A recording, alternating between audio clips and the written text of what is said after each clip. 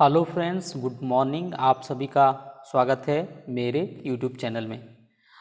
इससे पहले मैंने आपको बताया था, आपको समझाया था मराठा साम्राज्य के बारे में। और आज का जो वीडियो है ये मराठा साम्राज्य का सेकंड पार्ट है, जिसमें हम मराठा साम्राज्य की प्रशासनिक एवं आर्थिक व्यवस्था के बारे में बात करेंगे। वीडियो शुरू करने से पहले आपसे मेरी रिक्वेस्ट है कि यदि आपने मेरे चैनल को सब्सक्राइब नहीं किया है तो सब्सक्राइब कर लें, ताकि आपको ऐसा है वीडियो मिलती रहे और आप बेहतरीन तरीके से कंपटीशन एग्ज़ाम की तैयारी कर सकें। तो चलिए आज का जो वीडियो है वो शुरू करते हैं। तो यदि हम शिवाजी की प्रशासनिक व्यवस्था की यदि हम बात करें तो सबसे पहले बात करते हैं कि शिवाजी ने अपने जो प्रांत थे या अपना जो पूरा विजित क्षेत्र था उसे कितने प्रांतों में बांटा था। तो वो 4 प्रांतों में बांटा था: उत्तरी प्रांत, दक्षिणी पश्चिमी प्रांत, दक्षिणी पूर्वी प्रांत और दक्षिण प्रांत। तो ये प्रमुख रूप से कितने प्रांतों में इसने बांटे थे? 4 प्रांतों में बांटा था। ठीक है। इसके बाद आगे चलते हैं। इन प्रांतों पर प्रशासन व्यवस्था या पूरे जो मराठा साम्राज्य है उस पर जो प्रशासन व्यवस्था किस तरीके से काम करता था, पूरे पर नियंत्रण कैसे रखा जाता था। तो उनका एक मंत्रियों का समूह था, है ना, जिसको यदि आज की भाषा में कहूँ तो उसे मंत्री परिषद या मंत्रिमंडल कह सकते हैं। तो उस टाइम पे उस मंत्रिमंडल या मंत्रियों के जो समूह होता था उसको अष्टप्रधान कहा जाता था मराठा काल में। तो याद रखिएगा, अष्टप्रधान। तो नाम से ही समझ में आना चाहिए, अष्टप्रधान मतलब इसमें कितने मंत्री होंगे? 8 मंत्री होंगे। ठीक है। तो इन 8 मंत्रियों के नाम आपको पता होना चाहिए। तो चलिए, नाम पता होना चाहिए और दूसरा उनके जो दायित्व क्या हैं वो पता होना चाहिए, क्योंकि अक्सर परीक्षाओं में सही संबंध से संबंधित प्रश्न इसे पूछता है और डायरेक्टली भी एक एक करके भी पूछता है। तो यदि अष्टप्रधान की बात करें तो इसमें से सबसे प्रमुख मंत्री जो होता था उस टाइम पे, वो था पेशवा, है ना। पेशवा मतलब क्या है? प्रधानमंत्री। ठीक है। सर नौबत मतलब सेनापति। ठीक है। सर नौबत सेनापति। अमात्य या मजूमदार, तो ये था राजस्व मंत्री। वाक्यानीस मतलब गुप्तचर या संचार विभाग का प्रमुख को कहा जाता था। चिटनीस मतलब चिट्ठी, है ना। और सुमंत या दबीर मतलब विदेश मंत्री। पंडित राव या दानाध्यक्ष धार्मिक मंत्री। और न्यायाधीश मतलब न्याय विभाग का प्रमुख।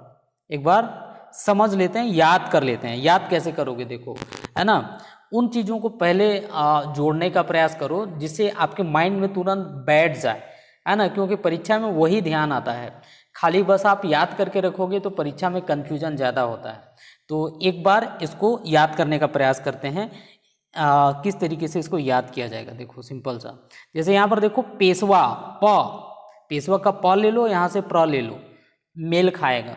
पेशवा प्रधानमंत्री, तो ये सिंपल सा याद हो जाएगा, पेशवा प्रधानमंत्री। ठीक है। उसके बाद यहाँ पर देखो, सर ए नौबत, यहाँ भी मिल रहा है सर ए नौबत, है ना। सर सेनापति, ये मेल हो रहा है ना। सर ए नौबत मतलब सेनापति। इसके बाद आगे चल जाते हैं। यहाँ पर देखो, चिटनीस भी याद हो जाएगा,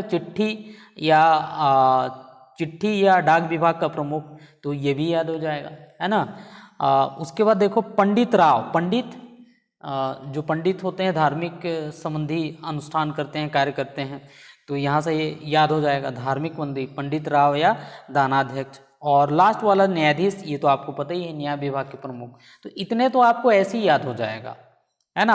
अब बात करते हैं जो थोड़ा सा अलग टाइप से है। जो अलग टाइप से होता है वही एग्जाम में आता है ना। जैसे यहाँ पर देखो, अमात्य या मजूमदार जो है वो राजस्व मंत्री हुआ करते थे, ये थोड़ा सा याद रखना है ना। वाक्यानीस, तो ये आपको याद रखना है, गुप्तचर एवं संचार विभाग के प्रमुख। और यहाँ पर सुमंत या दबीर को क्या कहा जाता था? विदेश मंत्री कहा जाता था।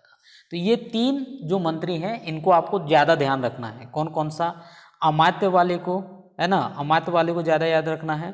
फिर उसके बाद जो है वाक्यानीस वाले को याद रखना है, और सुमंत या दबीर को, और बाकी तो ऐसे ही याद हो जाएगा। तो ये थे अष्टप्रधान जो आपको याद कर लेना है। अब इसके बाद बात करते हैं शिवाजी की कर व्यवस्था। मतलब वो कितने टाइप के टैक्स लेते थे, है ना। तो टैक्स लेने की यदि हम बात करें, जो टैक्स सिस्टम था तो उसमें बात करें तो 3 टाइप के टैक्स की बात यहाँ पर होता है या पढ़ते हैं हम लोग। एक तो था भूमि कर, जनरली सभी राजा लोग भूमि कर लेते थे, है ना।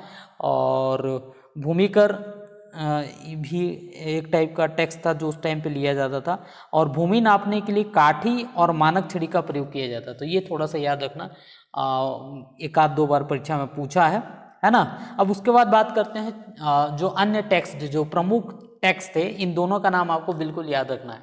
एक तो है आपका चौथ, है ना। चौथ क्या होता था, किससे लिया जाता था और किस टाइप का टैक्स था। सबसे पहले चौथ जो होता था ना, वो मराठा साम्राज्य के आसपास जो पड़ोसी राज्य थे उनसे आक्रमण न करने के एवज में लिया जाता था। यदि आप ये टैक्स नहीं दोगे तो हम आप पर आक्रमण कर लेंगे, ये वाला बात होता था। तो आक्रमण न करने के एवज में मराठाओं के द्वारा उनको डरा धमका कर लिया जाता था, ऐसा समझ लीजिए।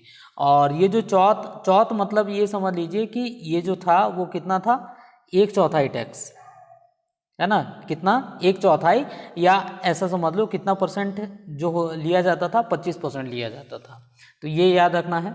उसके बाद अगला समझते हैं यहाँ पर। अगला यदि हम बात करें तो वो है सरदेशमुखी, है ना। सरदेशमुखी मराठा साम्राज्य जो बिजी क्षेत्र थे उनसे लिया जाता था, है ना। जो 10% कुल राजस्व का कितना परसेंट लिया जाता था, 10% लिया जाता था। तो 3 टाइप का टैक्स आपको याद रखना है, जिसमें से 2 टैक्स को आप बिल्कुल याद कर लीजिए। एक तो चौथ है और दूसरा सरदेशमुखी है। इन दोनों टैक्स को आपको बिल्कुल ध्यान में रखना है। उसके बाद अगला देखते हैं यहाँ पर, शिवाजी की सैन्य व्यवस्था की बात करें हम तो 3 टाइप की सेना की बात होती है यहाँ पर। पढ़ेंगे 3 टाइप की सेना जो है उस टाइम पर था। एक तो पागा सेना, दूसरा सिहलदार और तीसरा पैदल सेना। तो यदि हम पागा सेना और सिहलदार सेना की यदि हम बात करें तो पागा सेना और सिहलदार सेना दोनों ही घुड़सवार सेना थी, मतलब घोड़े पे चलते थे वो लोग, है ना। लेकिन अंतर क्या था, पागा सेना एक नियमित और स्थायी वेतन वाला सेना था, मतलब राजा जो है स्थायी वेतन उन लोगों को देती थी पागा सेना में, है ना। लेकिन जो सिहलदार सेना होता था वो एक अस्थायी टाइप की सेना थी, जिसमें जो व्यक्ति इसमें शामिल होना चाहता है वो घोड़े का इंतजाम स्वयं करेगा, अस्त्र शस्त्र का इंतजाम स्वयं करेगा, और जब आपातकाल की स्थिति में जब जरूरी हो तब उनको बुलाया जाता था। तो वो क्या है, सिहलदार सेना है। तो आपको याद रखना है, सिहलदार और पागा दोनों घुड़सवारी सेना थी, मतलब घोड़े में ही वो लोग जाते थे। अंतर बस ये था कि पागा सेना को नियमित वेतन मिलता था, जबकि सिहलदार को खुद से करना पड़ता था। तो ये याद रखना है। पैदल सेना आपको तो पता है, पैदल चलते हैं वो, है ना। तो ये याद रखना है। उसके बाद इसके बाद पढ़ लेते हैं मराठा साम्राज्य के प्रमुख पेशवा, है ना। पेशवा शिवाजी के रहते रहते पेशवा उस टाइम पे थोड़ा सा उसकी शक्तियाँ कम थी, लेकिन शिवाजी के जाने के बाद शिवाजी के जो उत्तराधिकारी थे वो थोड़ा सा कमजोर थे, जिसकी वजह से पेशवा शक्तिशाली हो जाता है। इसलिए यहाँ पर पेशवाओं की भूमिका जो है महत्वपूर्ण हो जाता है। तो ये सारा का सारा चीज़ें हम लोग देखेंगे कौन कौन से पेशवा थे। तो प्रथम जो पेशवा थे वो थे बालाजी विश्वनाथ, और इसकी मृत्यु जो है 1720 ईस्वी में हो जाता है। इसमें याद थोड़ा सा रखना है, याद ये रखना है कि तात्कालिक मुगल सम्राट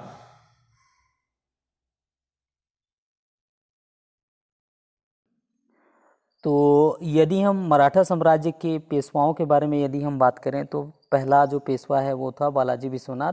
और इसके बारे में थोड़ा सा आपको ये याद रखना है कि इसके टाइम पे फरुखसियर से एक समझौता हुआ था, और इस समझौते के तहत मराठों का इसको मेघना काटा कहा जाता है। मेघना काटा जहाँ पर भी आएगा तो थोड़ा सा याद रखना है, जिसमें किसी को बहुत सारा अधिकार दे दिया गया हो तो उसको मेघना काटा कहा जाता है। तो मराठों को मुगलों के द्वारा बहुत सारा छूट दे दिया गया था, अधिकार दे दिया गया था उस टाइम पे, या ऐसा समझ सकते हो।